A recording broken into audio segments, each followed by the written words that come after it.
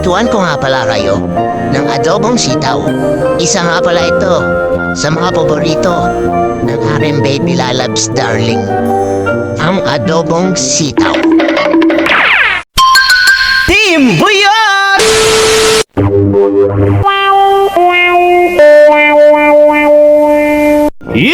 Magandang araw! Ngayon araw nga pala mga kabuyot ay magluluto nga pala ako ng paborito ng aking baby lalabs darling. Walang iba kundi ang adobong sitaw. Ang unang ko nga palang ginawa dyan mga kabuyot ay iniwahiwa ko na nga pala yung sitaw na binili ko sa may talipapa. At syempre mga kabuyot, iniwahiwa ko na nga rin pala dyan yung karneng ihahalo ko sa may adobong sitaw. At syempre mga kabuyot, hindi natin kakalimutan dyan ang bawang at sibuyas. Ayan nga pala magpapalasa sa ating sitaw. At syempre mga kabuyot, umpisa na nga pala natin magpainit ng mantika.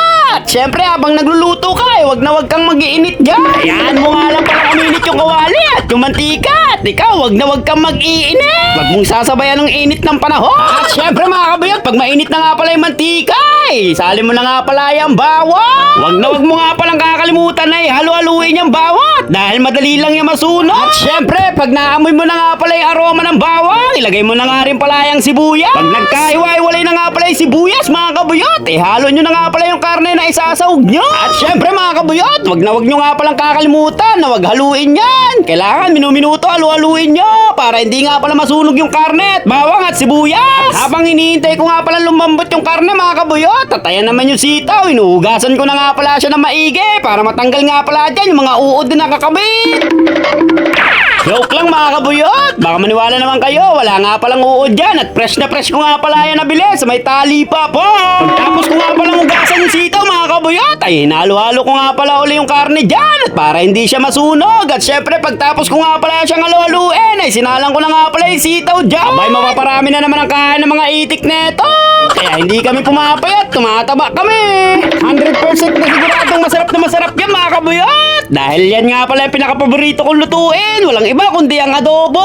Kahit anong adobo nga pala yan mga kabuyot ay kayang-kaya kong lutuin. At syempre mga kabuyot, hindi nga pala natin kakalimutan yung mga sangkap dyan. Nilagyan ko na nga pala ng Knorr cubes yan. At syempre nilagyan ko rin ng patis at asin para umalat-alat. Wag mo nga palang hayaan na pumaitang yung buhay mga kabuyot. Lagyan mo rin ng asin para umalat-alat. At syempre mga kabuyot, nilagyan ko na nga pala yan ang dato puti toyo. Baka naman dato puti, kahit paputiin mo lang ako. At syempre pagkatapos ko nga pala lagyan ng toyo yan ay nilagyan ko na nga rin pala yan ng asukal. At para bumalance-balance naman yung panlasa namin. At para hindi lang alat at paitang yung buhay. At syempre tatemisan mo din. Isang commercial muna nga tayo mga kabuyot. May nagpapa-shoutout nga pala sa atin. Shoutout nga po pala kay Kuya Mon Vlog. I-follow nyo nga rin po siya. So suportahan din natin yan. At syempre mga kabuyot, maraming salamat nga po pala sa mga suporta ninyo at sa mga nagpa-follow po sa akin at magpa-follow pala. Magpi-15,000 na nga pala tayo mga kabuyot. Wow!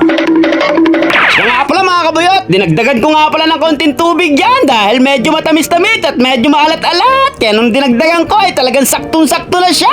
Talagang mapaparami yung kain namin neto. At pagkatapos ko nga pala lagyan ng tubig dyan mga kabuyot, ay hinintay ko na nga lang pala siya kumulo at dahil luto na yan. So paano ba yan mga kabuyot? Hanggang dito na nga lang muna ang ating video. Maraming salamat nga po pala sa mga nagla-like, share, and follow ng aking page. God bless you!